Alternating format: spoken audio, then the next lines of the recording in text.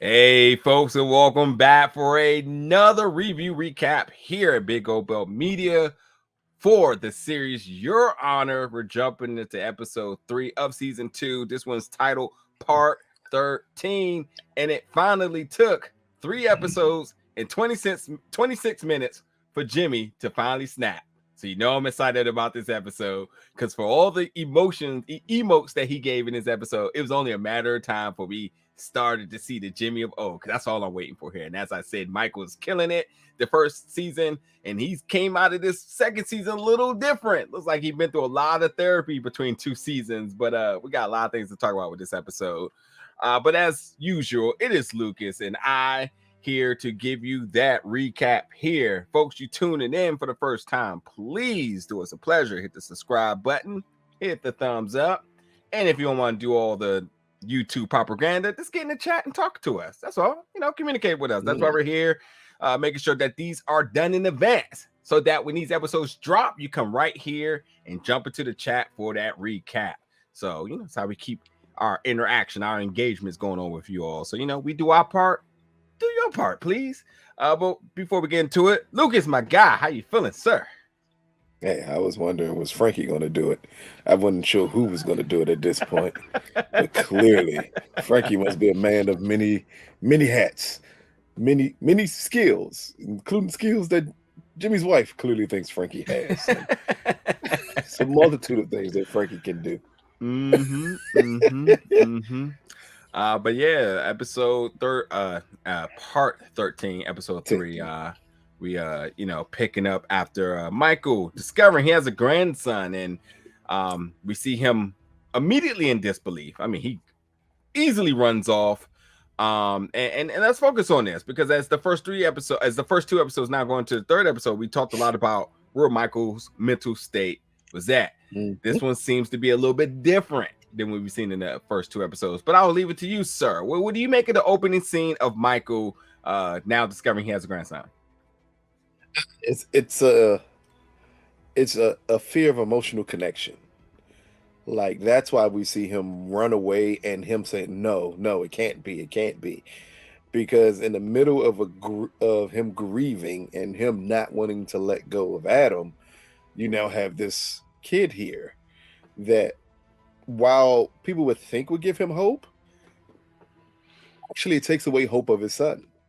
Because now I have a little kid. I have a daily reminder my son's not here anymore. I have a daily reminder that this kid doesn't have a father now. And it seemed like it was an immediate fear he had of, oh my God, if this kid is here, Adam is completely gone. What am I to do? And it felt like it's a fear of him like having to step in for his son, where he still wasn't prepared to even let his son go. So it's a Deuteronomy the word I'm thinking of? A dichotomy. One of those two. Yeah, because Deuteronomy is in a Bible, but I got you. Yeah, dichotomy. I think that's the word. I couldn't remember. It began with a B, pause. I didn't know which one it was, but I knew it was one of them. Just that of having to let go and having to grieve at the same time, and him not knowing what to do. So he panicked. He panicked and ran out there, and then he gets the worst call humanly possible. Basically hit a, hey, what's up, Grandpa? Like, it's so heartless of a call right there. Yeah. To him. It was a great scene because we needed to see that again, love, just to show us that just because this kid's here doesn't mean Michael's prepared for it or that he's finished mourning Adam. It's just that now he has a reminder that his son is actually gone, staring him in his face. Yeah. Going to the next scene, we get Olivia. Now, there's a couple of things I want to talk about here, and you folks obviously participate in the comments below. We're from DC, and I will say at a time you might be able to consider DC a sports town. We had the Capitals win the same year that the Nationals win, that same year that the Mystics won. The Commanders, no. The Wizards, absolutely no. But I think when you bring enough championships to your city, you can start to consider it a sports town. But I digress. LSU in Louisiana is easily makes it a sports line. They're always in championship contention or talks, and they always have folks that go to the league drafted pretty high. I mean, that's all they got. For sure. Ain't shit else there. For sure. And that's Who else still is in much more Louisiana? successful than our multiple teams at times. So, Hey, look. I think it's a lot to do with the loyalty as well, too. But the point I'm getting at here is we get Olivia at the bar, and LSU's on the screen. So that means everybody's out. They're gonna watch it. And she's coming off as anti-LSU. She's like, nah, I'm just making sure that my bet is covered here, which I thought was funny because here, sports betting just got legalized in DC and Virginia. I mean, Maryland, Virginia, not DC yet. And so people just bet wherever they want to bet. But I just thought I thought there would maybe something to make it. I could be super reaching here, but I thought it was something to make that like she's even that risky or risque in this sense to bet against the hometown team and straight out like I don't care as long as my bet is covered here.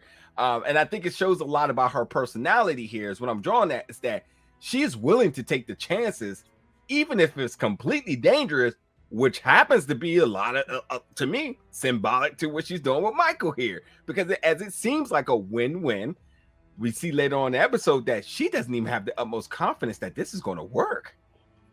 And now that more folks may be finding out what she's doing, who knows who may ultimately find out what may be the ending result of this. And I do want to warn you all here, as I put all this together, as I going to frequently put her over, Rosie Perez, holla at me, is guest starring this season. She is not a season regular. She's been in the episode this season 3 out of 3 now.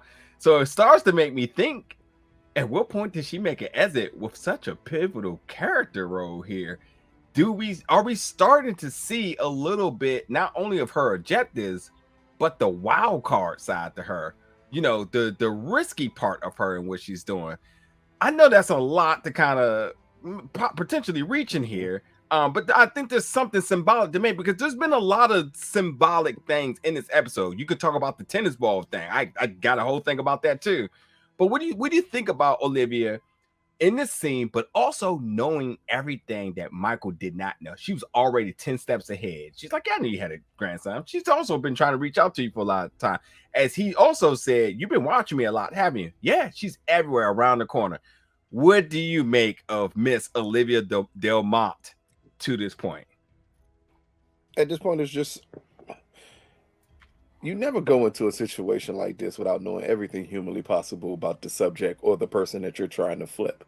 That's a good cop. Any good cop, if you're going to try to get in the format, you know everything humanly possible because you need little ends that you feel in the end I can use against them to get them to do exactly what I want them to do. As it pertains to the betting thing, it's just, I think that's just her. Like, she don't give a goddamn that LSU is playing. Like, y'all don't matter to me. Well, come on, y'all ain't been hot since Joe Burrow left. Like, we don't care what LSU is doing, but I'm gonna win this bet. And that's how she is. That's how she's going up. If you think about it, that's how she's going at it with Michael. Like, I don't care what happens to Michael. I don't care who gets hurt along the way. As long as I get the Baxters, that's all that matters to me. In the end, everything the ends justify the means. I don't care what I have to do to get to the end game. I'm going to do it. If it makes everyone around me mad, as that's the correlation I got from the bar scene. If it makes everybody around me mad, I'm still going to be smiling because I still got what I wanted to get. I like it. That's the key thing, the way she goes about business, as we find out.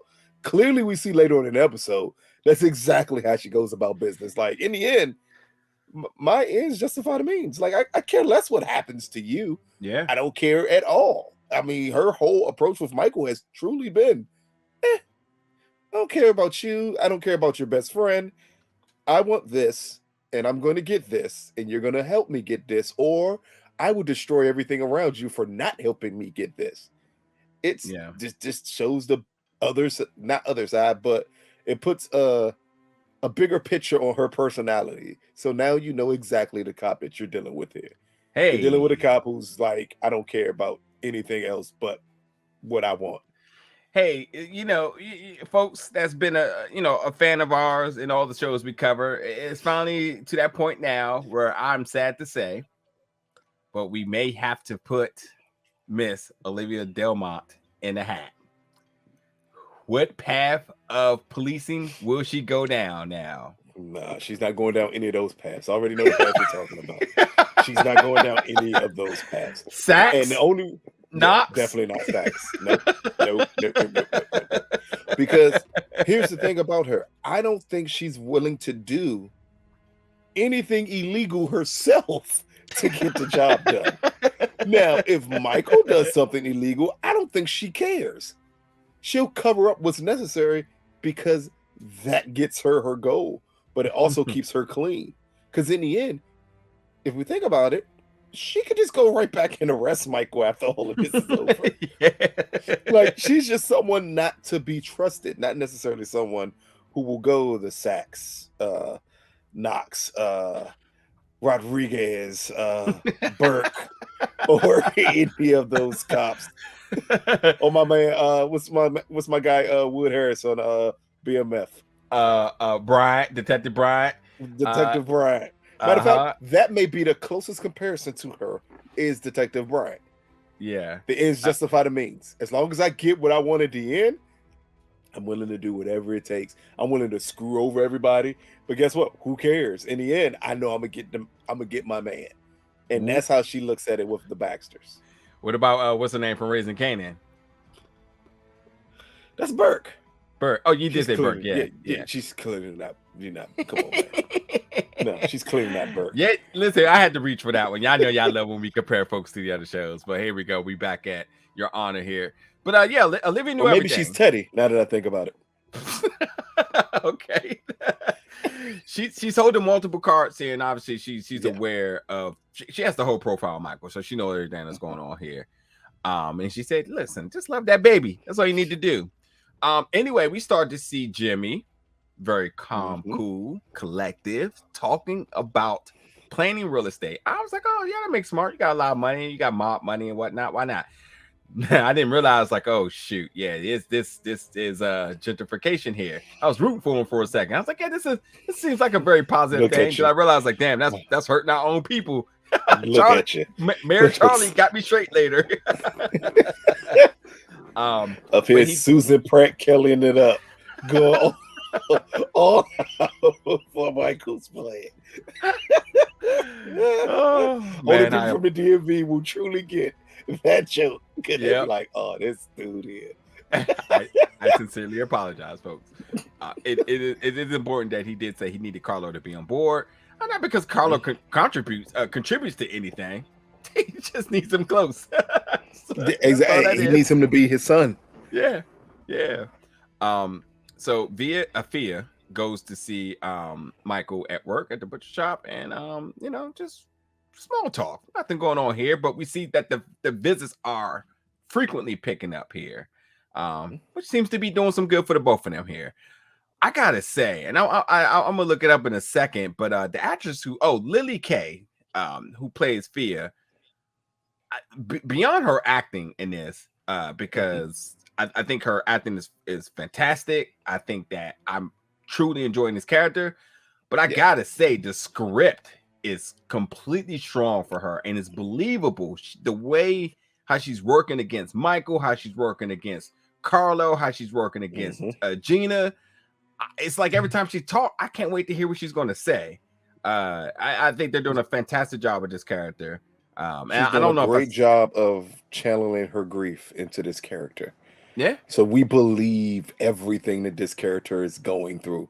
Like, it's never seen where we're questioning, would this be something someone really would go through? It's more like we're like, this is exactly someone who's grieving, someone who blames their family. This is exactly how they would react to everything they're going through. And she's doing an amazing job at showing us this character and a vulnerable side that we don't get to see on Your Honor in season 1 or so far in season 2. We haven't seen this vulnerable side from any character as we've seen from Fia here. And that's what's really resonating through, is just how vulnerable she is in these shots, especially anything with her and Michael.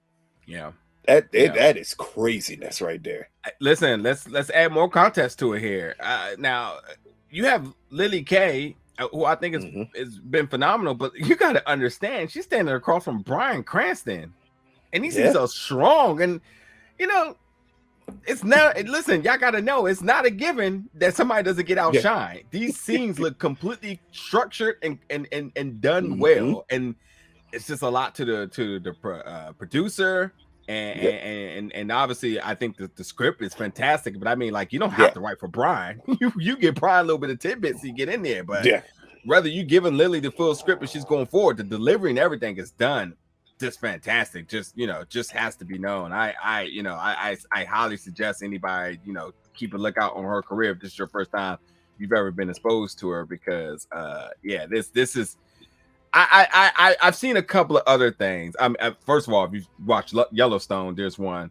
But there was who hasn't watched Yellowstone? Come on. Yeah, who hasn't watched Yellowstone?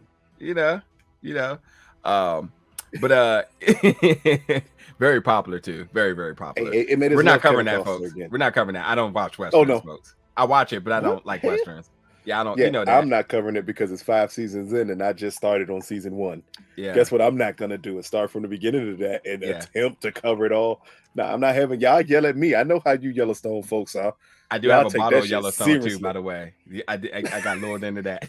Then they got all the prequels and all that stuff too. Anyway, that's the concept for another day. Do not get in here asking us to cover Yellowstone. Stop having it, folks. Yeah. We'll make it Terrell and Amaya. We'll cover Yellowstone next year. We get Lil Mo up in the new,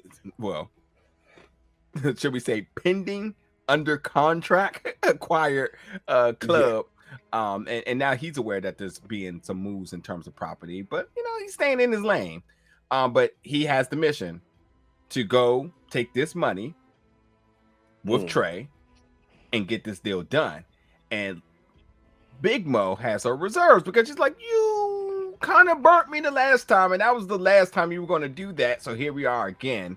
And there's a lot of I'm gonna give this one to you because you talking about the script here.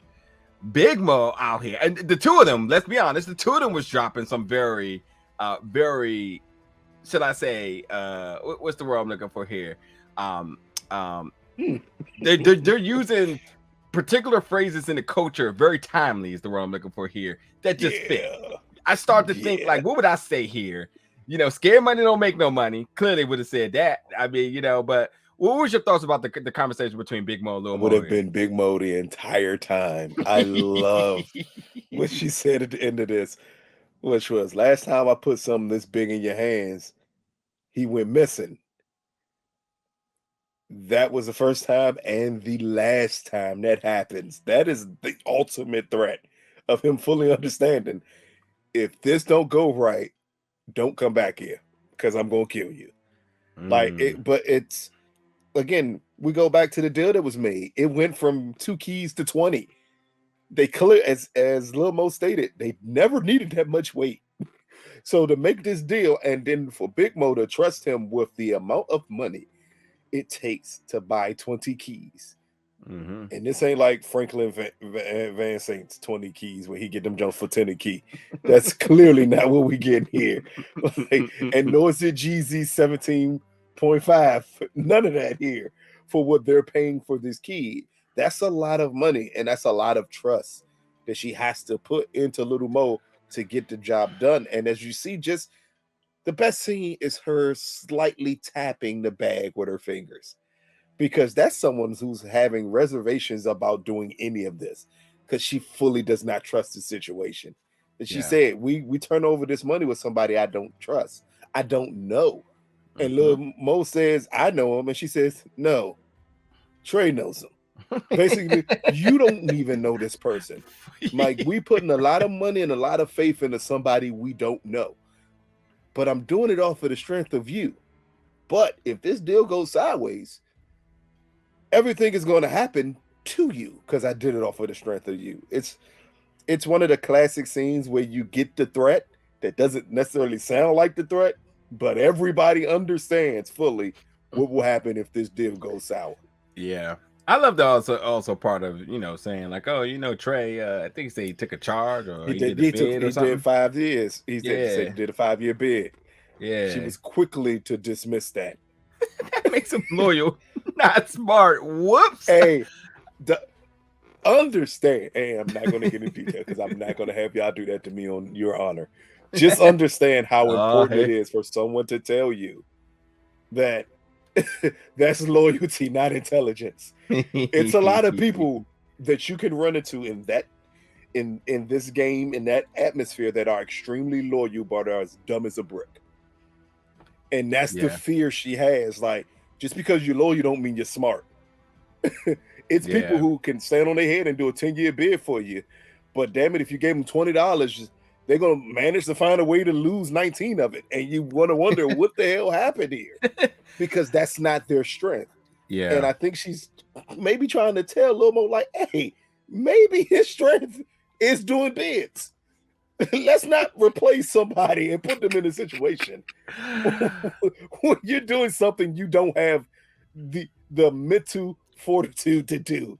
And I just love that saying because it's highly important. Anybody who's been in the culture of street life fully understands what she meant by that. Being loyal and being smart ain't the same thing. Yeah, folks, subscribe to the Patreon, get the uncut version of Lucas' life available now, season 1. There is no synopsis, no log line. You subscribe and you just get what you get. There's a lot of disclaimers in the description. Hey, we're gonna be dropping Jews all out throughout this episode because boy, do I got more issues and questions later on in this one here.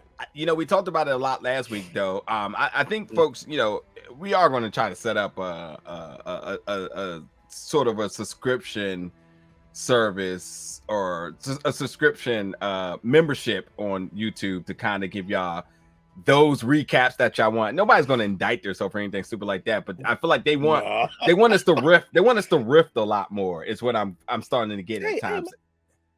And there's some things that have reached the statute of limitations in certain situations where it is perfectly fine to talk about it. But some things that you learn, some things that happen in your life when you're younger, you can talk about it and learn lessons from it. And we can relate it to some of these shows because some of it is very relatable. Like the time I tried to start the Queen's Child's Project and it just didn't go the way. Anyway, Big Mo said, go make some money. Anyway, we get Eugene. And Lucas, just start me if there's some parts you want to talk about, because there is a lot of just little things that just kind of happen, little small events happening. Eugene in school. Now he's drawn about Kofi. So again, he's continued to just look, if they don't, I'm gonna say this in the nicest way humanly possible. Eugene, I fully understood his grief in season 1. The kid has went through the ringer. Fucking house blew up. Everything humanly possible that could happen bad has happened bad to this kid. But we are very close getting to the territory that he is better dead than alive. Because you can't keep on doing this. When the teacher looked at his artwork and she was proud of it because it's completely different from what she's accustomed to him doing. And she said, "Oh, what's the hero's name?" And he says, "Kofi." Do you not think people eventually are going to put 2 and 2 together? Like, I understand he's a kid. Yeah. I fully understand that. And I think that's what it's leaning into, telling us. Like, in the end, we're expecting children to make smart decisions. That's not the way it goes. Yeah. That's not the way it operates in this game. But it's part of the reason why you don't put kids in this situation. Yeah. He is still grieving everything going on with his family, but dang it, if it ain't hard to watch him, as we feel he's setting himself up. Yeah, self-destruct, self-sabotaging. Yeah. And obviously he's still bothered with the trauma with the locker slamming. He just completely freezes. Oh my God. Yeah. Man, that's another. I'll be wanting to go into certain details about certain things, but when you're young, and I'll just say this and then we'll go to the next one. When you're young, and something of that nature with gunfire and everything happens to you, it takes a while for you to shake that initial feeling. It could take years to shake that initial feeling before you don't freeze up from things of that nature. I think people take for granted because we see it on shows and we see gunfire so often. You think that you should just be able to react and run from it. That's never the case. When you first experience that, first shot, someone either shooting at you or shooting around you, the first thing you do is freeze. And this kid, through all of his trauma, like that locker probably brought him back to a place that's why he was lost. It brought him back to a place of fear. Yeah. And that was an extremely real scene that I completely felt, because you could just see it over his face. Again, that brought me to remind me again, in the end, this is still a kid trying to deal with all of this stuff. Yeah. Yeah. You know, and PTSD is real. I mean, we talk a lot about it with veterans and obviously people who are trained for at war, combat, and combat, and they come back with PTSD. What's a kid that has not been trained put in the war? Because however you look at it, these are two gangs going at each other. It's war. But people coming from the streets, what do you think happens to most of them? It's PTSD. Yeah. That's how their reactions are based off of PTSD. Yeah. Yep. So Gina comes back in because her counseling session didn't work, but she still decides to apologize to Fia. And this is the conversation again. When we talk about Fia's script here, I love this whole back and forth between the two of them. But with Gina apologizing, the next conversation goes about baby Rocco being baptized, and as Gina said, she wants to make sure that both Roccos are together in the afterlife. So that baptism needs to happen. But Fia is an atheist. Never believed in any of that. There was some parts in here I could quote, but for the sake of time, we'll just get past it. But we do have a difference in religious views here. Do you see this to be extremely problematic at all? Or are we just seeing just more and more conflict between mother-daughter? What you think it is? It's going to be problematic. It started out as a possibility, but I don't necessarily know if it cleared it up with her conversation with Michael at the end of the episode. Because as he told Fia at the end of the episode, like, I wish I would have compromised more. Because again, this is the connection between her and Michael, is that he thinks like she does. Like, I don't care about this. And this is mother manipulation to the 10th degree. I want to see both Roccos in the afterlife. If you, it's master manipulation. As she said, that's extremely morbid to even say that to me about my months-old child here.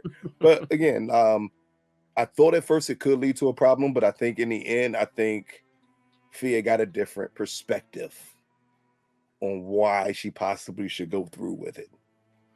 Probably. I mean, it's obviously a catalyst to the conversation she has with Michael later. But yeah, beyond that, they couldn't agree on anything. They talked about the formula. She said, "Press is the best." I've never heard that saying before.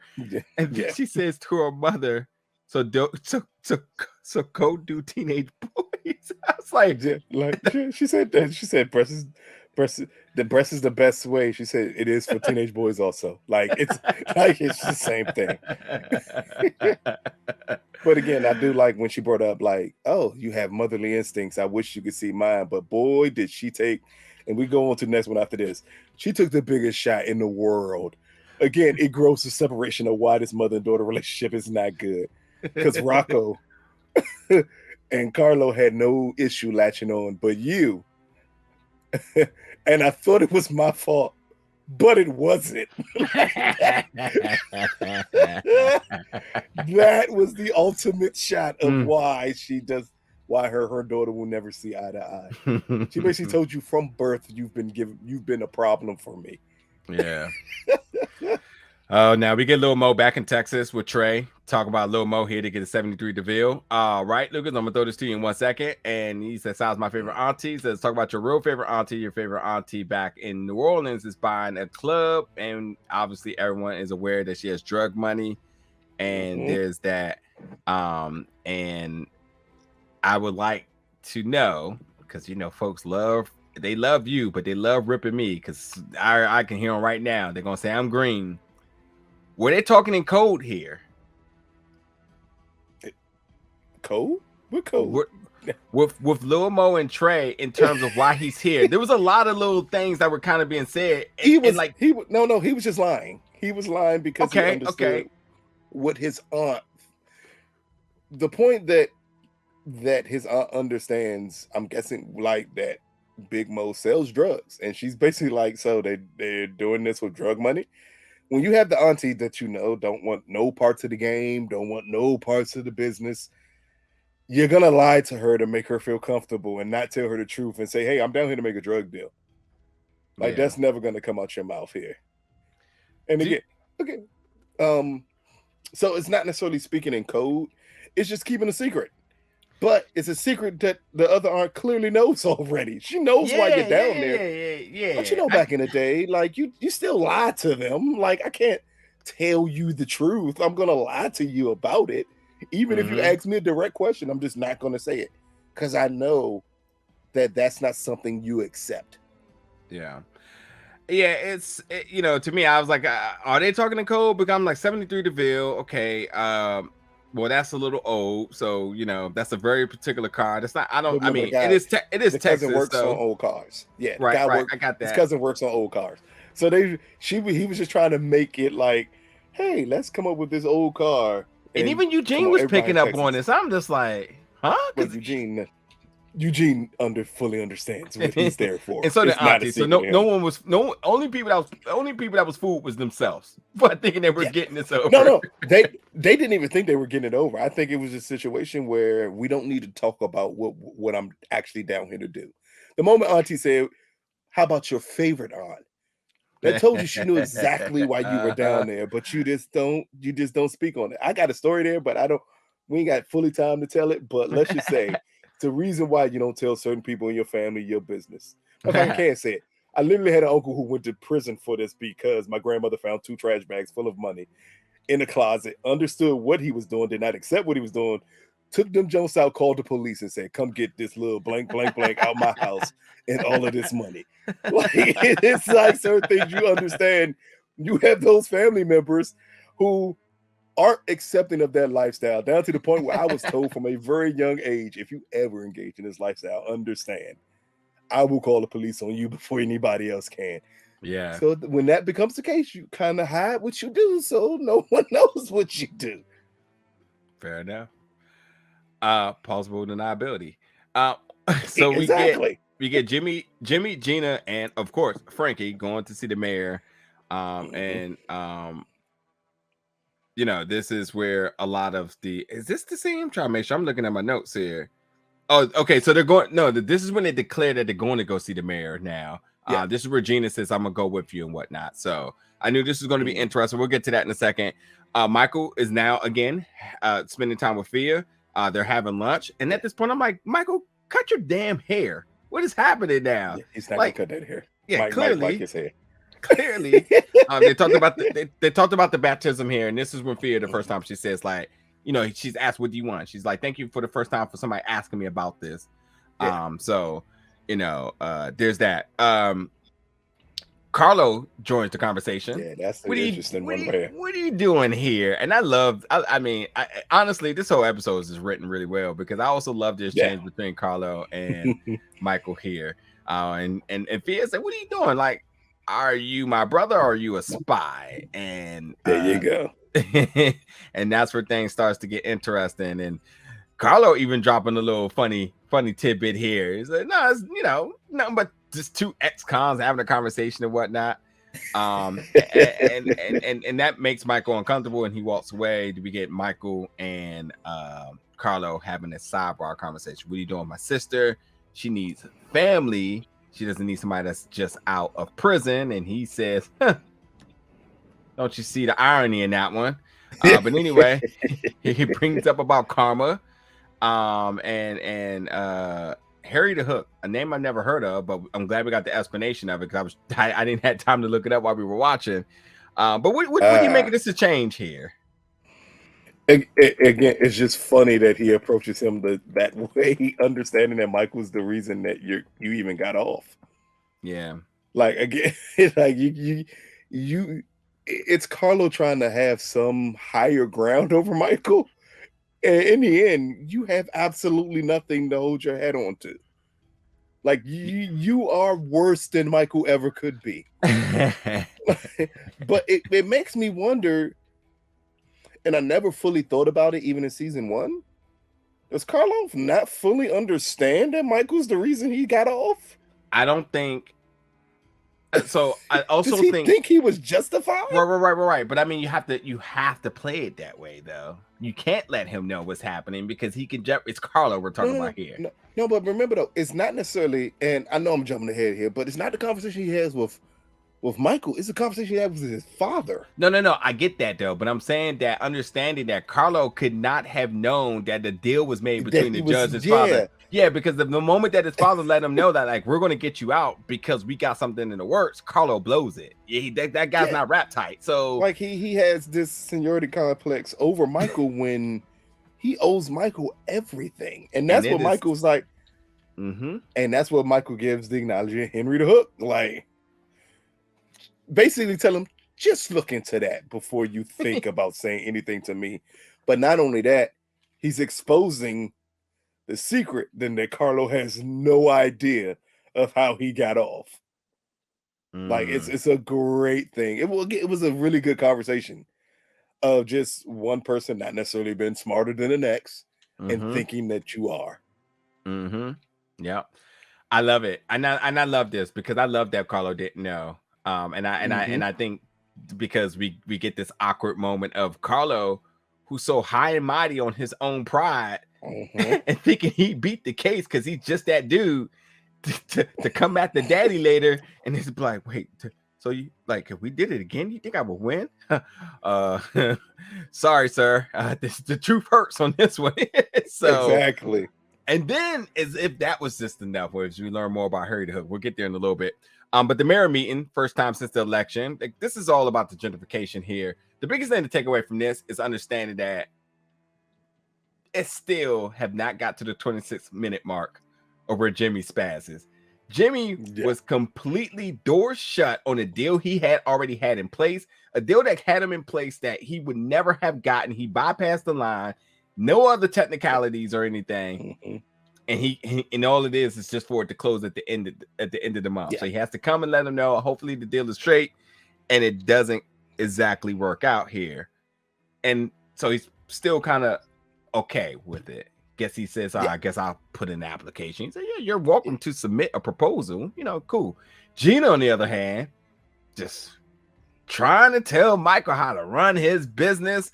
Blah, blah, blah, blah, blah. Coming in with the brute force. And while that's all happening too, Mayor Charlie is definitely letting folks know, like, listen, I'm here for the people. Man of his word. He's not going to sell them out. This is why they voted for him. Not going to just turn over the key to the city. And this completely starts gentrification here. Sir, anything you want to add on this one? I think this is why Michael said, why Michael used the analogy he did in a prior episode when it pertains to what Gina thought was a show of force. Being loud ain't working. Read the room. Understand, Jimmy is extremely calm here. Yeah. He understands what needs to be done. He understands that there's still a deal to be made, but it's a way you go about making this deal. And then he has this little pit bull who was barking in a corner who's fucking everything up. And in the end, that's what brings Jimmy to the point of snapping, is that you are screwing up everything because for some odd reason, you think this is the way business is conducted. This is not the way business is conducted, because he fully understood. New mayor in place, guess what he needs to do? He needs to show power. Cool, not a problem. I understand that. And I'm willing to make whatever deals necessary to push this forward.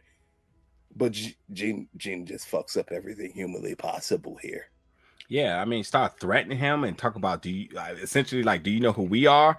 You're aligned with that. That's a good look. But when you're not, that's also very dangerous for you. And it did strike a nerve. Mayor? Yeah, it did strike a nerve. But it ain't gonna get you what you want here. So, yeah, just two psychologies or even ideologies in terms of getting the deal done here. And the weirdest part is she brings up him helping Big Mo make the deal. And the whole time you're not thinking, he's thinking, if you threaten me, I make it go to someone who can help me out with that. Oh, 100%. Like It's her not thinking, being a hothead. That never gets business done. Yep, 100%. Olivia just watching, and again going back to Michael, persuading to take the bastards down, and the whole is changing. Why do you care so much, and why don't you care at all? So just bumping heads as she tries to get what she wants here, and Michael is just very reluctant because he knows it's dangerous, and obviously there's more pros and cons to this now. So we'll talk about that more. Going back to the pivotal moment of the episode here. We're just about the 26-minute mark where Michael asked Gina, "Where have you been?" It was like, "I was across the street handling things." Obviously, she was across the street trying to get the deal from under Big Mo. But then, she comes back and but Michael basically says, like, "Look, I'm handling bigger things, And it's just a lot of yelling, and Michael eventually snaps. He tried to tell her to calm down. They were in the lobby, and he just snapped, yanked her ass up, took her to the room, and told her to calm down. You don't tell me how to run my business. We've all been there before. And there's a lot of other little things that she was saying here. And obviously, the moment you want to talk about, I honestly, I thought this was the perfect way to really show how unhinged she was, because she brought up like, "Oh, you want to fuck me, don't you?" And I thought she actually was getting turned on, but she definitely went the other way and said that was okay. You'll let you'll let Frankie take care of it like he does everything. What do you make of this moment though? Because this is literally just Jimmy just here with her ass, and just still was able to kind of still reel it back a little bit too. But as I said, the Jimmy of old is slowly creeping in. He's trying to be a better man, and it always be the women who always try to bring the monster out of you, and that's because that's what she's attracted to. She loves to show a force, and Jimmy's trying to let her understand this is not the way we do business. It gets nothing done for me to react to you this way. So I love the scene of just him holding her, like, calm down. Like, you're gonna calm down. Like, I'm not gonna let you go till you calm down. And then her attempting to hit him below the belt and it not having the impact she thought it would on him. Like, I just love this scene between them two. Yeah. Because again, you get to the point of Jimmy getting really close to the Jimmy of old here, because he's trying his best to hold everything in. And she's just hell-bent on forcing him to become, as you constantly point out, the man that she fell in love with. Yeah. And it's like women don't want to see you grow and do better. It's like, also that's as it pertains to the show. God, I did not mean that in general terms. Yeah. As it pertains to the show, this woman not wanting to see this man do better. Yeah. Wants him to, and let's just call it what it is. Multiple shows. There was times where Tasha and Ghost, she clearly never wanted Ghost to do better. She did not understand why he didn't sell drugs forever. Yeah. But it's interesting because, like, Gina's trying to operate like she wants to be the big boss, but can you take the heat here? And the moment where Michael tenses up to her, which, what's another dude off the street or another business partner or deal that does the same thing, and you can't even handle this. You quickly tucked your tail here. So, you're asking for a certain thing, but do you really want that? You don't seem like it here. Anyway, we get Eugene riding with Lil Mo, and then talk about Eugene and his girls, and Lil Mo and his funny lines with his girls and all his partners and whatnot, and Trey in the back looking very shady. We go back to Charlie and Michael. This is the scene that I thought was fantastic. Because I love this overhead shot of the two of them. And when you talk about scenes that are symbolic here, there's a game, and I cannot exactly remember the context of the game. And maybe it's just a regular game. It's on the lines of Truth or Dare or whatnot. But there's a game where essentially and it may be like Spin the Bottle as well too. But it's like a game where whoever's in possession of the ball has to tell the truth about something. And you see them exchanging the tennis ball to one another. And then whoever has the ball opens up about an event that happens to be completely pivotal, but brutally honest here. So I love the overhead shot of it. I love Michael beforehand kind of, pandering the moment of like building up to it, to get the encouragement to have this conversation, because as I said, this is the last person he cares about that's alive. This is his best friend here. But then, we get Charlie talking about the bastards came to see him. They want the keys to the city to develop across the river. And then they talked about the other buyer disappearing. And he said he can't be bought. And they said he tried to scare him. And this is where he says, is there anything that I should be scared of? Did you tell him anything that they could use that he could be worried about?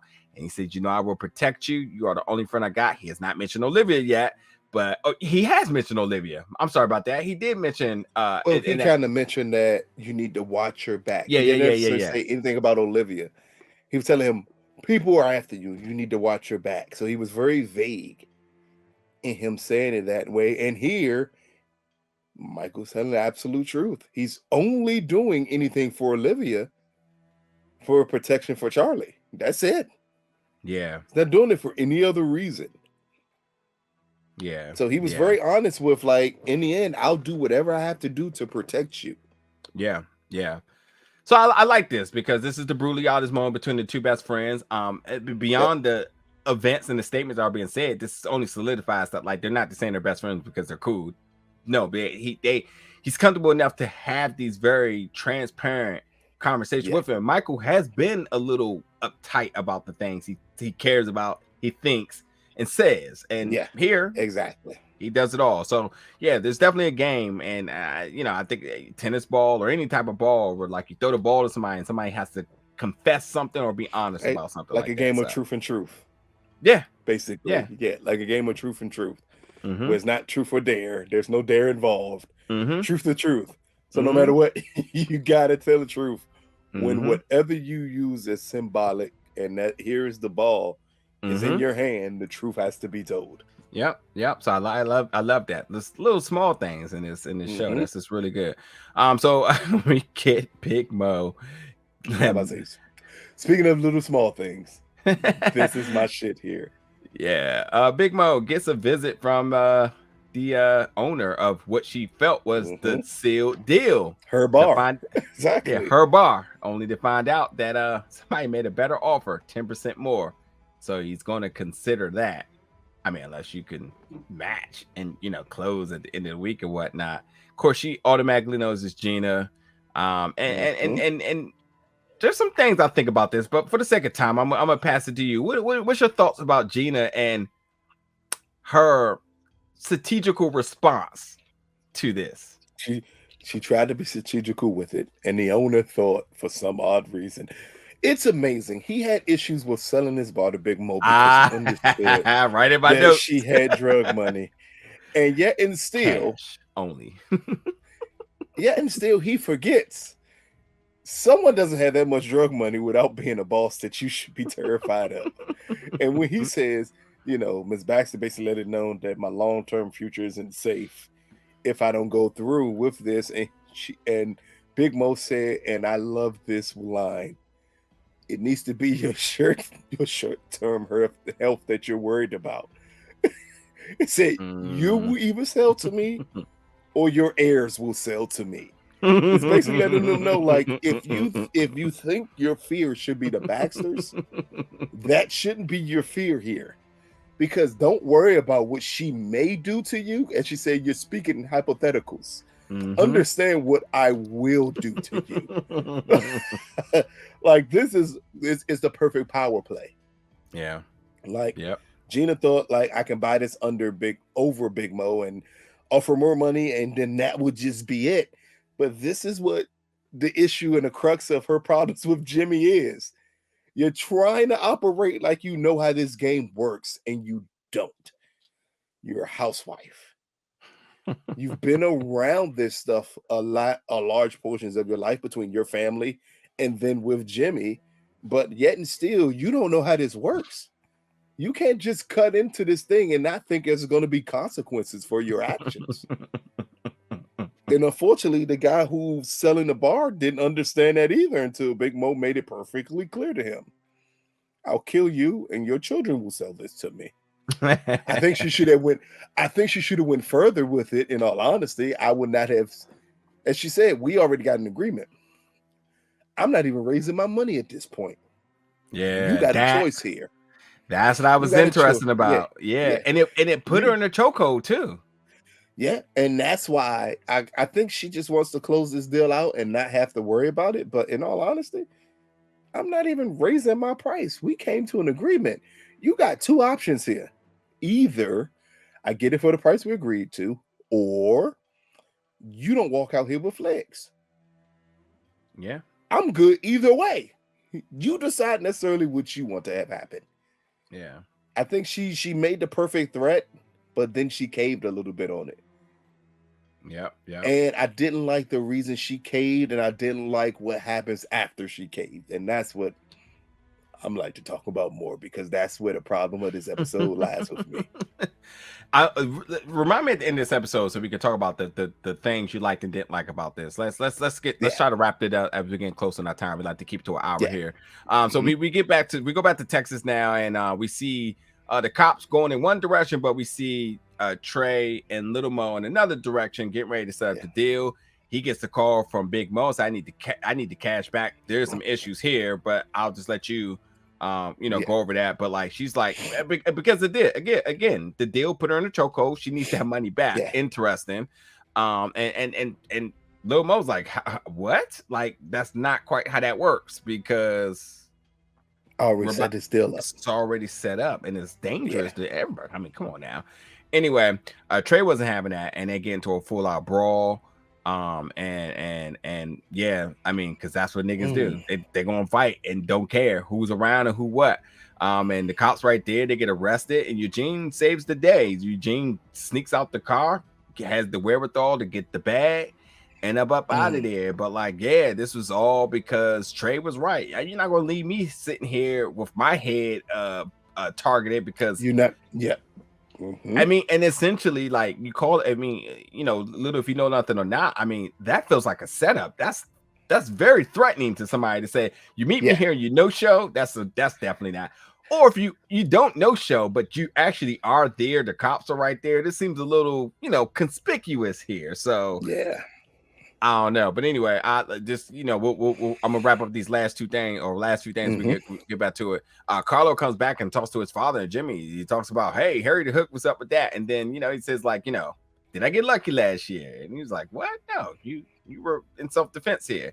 Talked about double jeopardy, and then they talked about how double jeopardy did not apply in that case if a judge had been gotten to. Yep, if you got if you get to the judge. There's no such thing as double jeopardy because there was no jeopardy implied in the first place. Yeah. It's a great legal precedence that amazingly, out of everything I do know, I know that precedence. Your Honor, finally getting back to the law. First law tidbit in this. Anyway, he said, who told you? And he puts the camera on Michael, who's in the bar. So Michael and Jimmy have a conversation at the bar, and they do have a moment reflecting back to the moment that changed everything. But essentially, if you don't know, to the moment that started this entire series. Yes. You found out that Adam killed Roscoe, and the decision that Michael made. Rocco. Yeah, Adam killed Rocco, and the decision that Michael made to protect his son. They have a drink together. So you're thinking there's a little bit of solidarity here, maybe. But he said, like, you saw me in the police station, you left, you walked and you left. But essentially that means that you saw me lose my son. And this is where Michael starts to do the emotes, that like all the facial expression in the eyes, because like, oh boy, he twitching, he getting ready to do something crazy, right? But he asked, like, I did it because you would have killed my son. And I knew this was BS. And unless I just heard this completely wrong, well, my man basically said, like, no, it's an accident. If you would have just been honest, it's an accident. If he would have just said it, he was just a scared kid. Okay. For everyone who saw season 1, you saw how Jimmy reacted when he found out Rocco was dead. You didn't believe this for a second of what he said, up until the end when he said, I would have killed him with my own hands. Duh. Like, no shit, Sherlock. We know that's exactly what you would have done.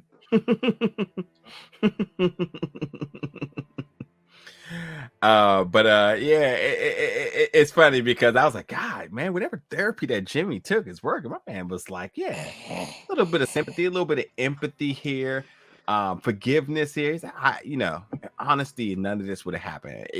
Why would I have retaliate in violence? And I was first thing I said, well, who the hell is this new Jimmy here? But as he said, fear got all of this happening, got your son killed, by the way.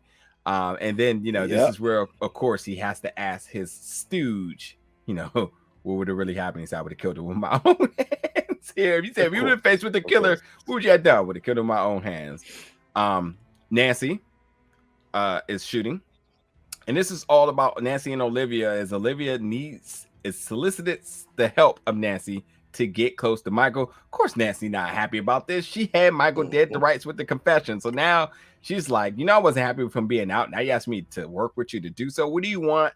And it's all about the motive. She needs to motivate Nancy for Nancy to motivate Michael to help Olivia. Yeah. It's not a bad plan, but we'll see how that plays out later on the season.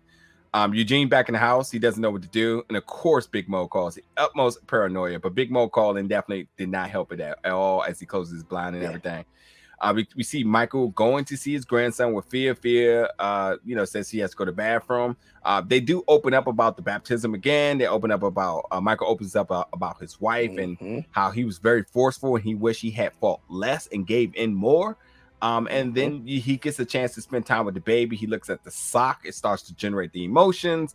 And he gets a chance to hold the baby if he wanted to. But the baby was in a crib and starts to get a little animated. He goes to see him. And, of course, this slow pace from behind could be no other than Grandpappy number 2 and good old Jimmy with all of his faces that he makes. And why they had the baby look surprised? Like... They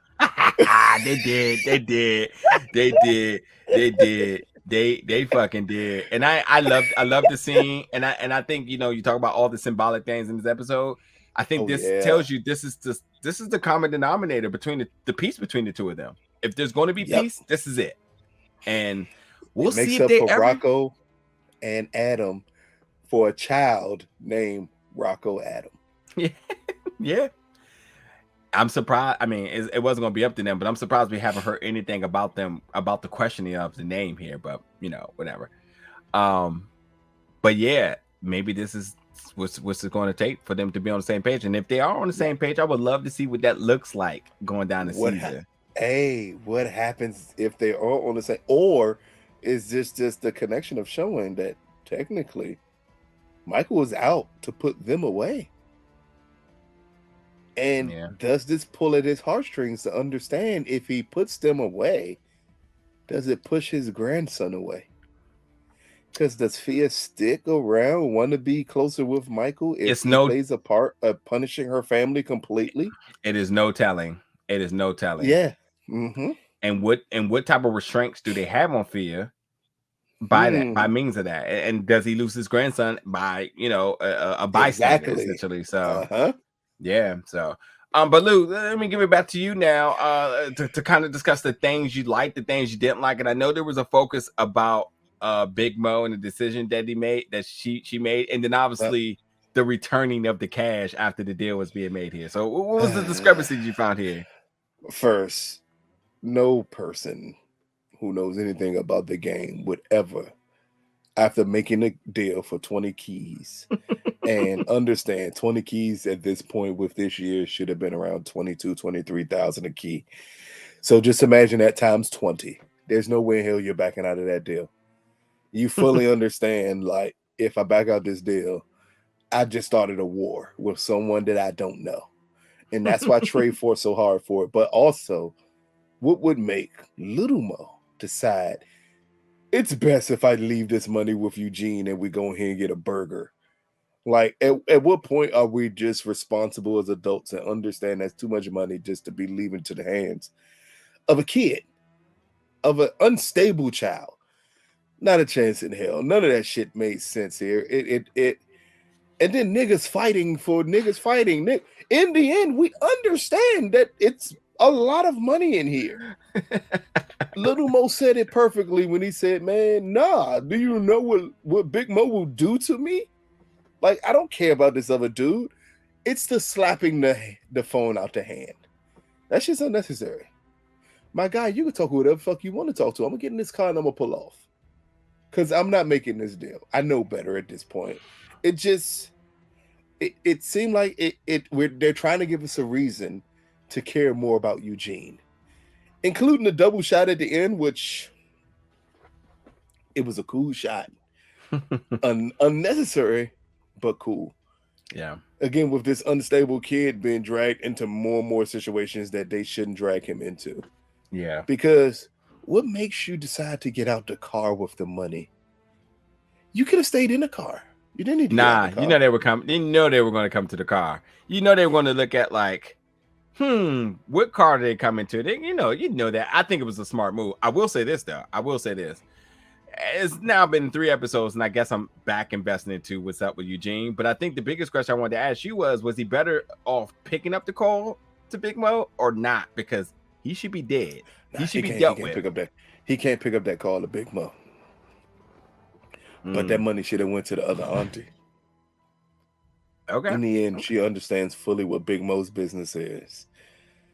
And she understands what to do with that money. That's another question I'm going to ask you. While they did avoid telling her, was it better off just putting her in the mix? She already knows, but why not utilize her? You don't put her in the mix. She may be the auntie that call the police on everybody. No, we're not putting her in the mix. We're not putting her in the mix. Not at that point. But at this point, we're completely different because we got 2 knuckleheads that don't fully understand fighting at this point does no one any good. Like, it just, I was so mad when they started fighting. And I'm thinking, this is why you don't put children in charges of large amounts of money. I mean, she knew. She already knew what it was before he even went off on down for her patting the money with her fingers. She understood that, like, this ain't the best idea to go with. And Little Mo does nothing but prove Big Mo right here. Jeez. He threw his cousin through a plate glass window.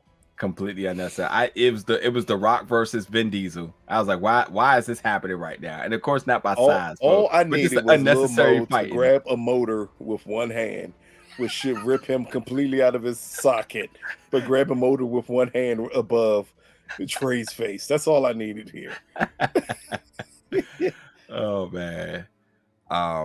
Yeah, I felt like there was something else I wanted to talk about in this episode, and I just kept saying, I know I'll remember it. I mean, would it be? Let's see. Let me quickly think, because again, it was the connection between Michael and Fia, which I did like their conversation. I did like the way they showed, or the conversation between Jimmy and Michael, just as they're talking about it while they're drinking, not necessarily when we get to the lies that Jimmy is telling, but just like, you need to find somewhere else to drink.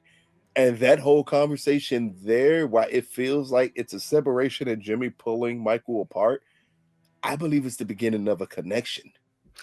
It is. And I also think that, like, while this is centered around a newborn, I mean, this really ain't no different from just a young couple dating as well. I mean, they don't see eye to eye, but nobody wants to see their daughter or their son hurt. So it's like, I don't like that guy, but I guess we're going to try to make this functional. So of course they're going to throw shots at each other. I mean, they really didn't see the most dysfunctional family in the world. That's it.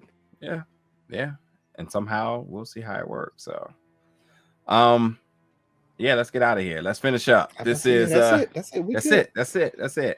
Folks, y'all know the drill here. If you enjoyed this recap, this review, let us know in the comments below. Like, subscribe, and come back each and every week, as well as check out the plethora of other content that we have dropping as well too. So much going on, and I don't have to give you the whole roster of things, and so much more coming up as well too. But we definitely like to see our friends, our regulars, and even the new folks that's coming for the first time. We'd like to see you back each and every week. So definitely jump in the comments and be a part of that. If you really enjoyed this, recap and review, feel so likely to donate, as it does help us. But if not, we're all good with it. We just appreciate and encourage the engagement that means the most to us. But for Lucas and I, that'll do it for Your Honor, episode 3 of season 2, part 13. We're back next week, folk. Y'all have a good weekend, and we'll see y'all back then.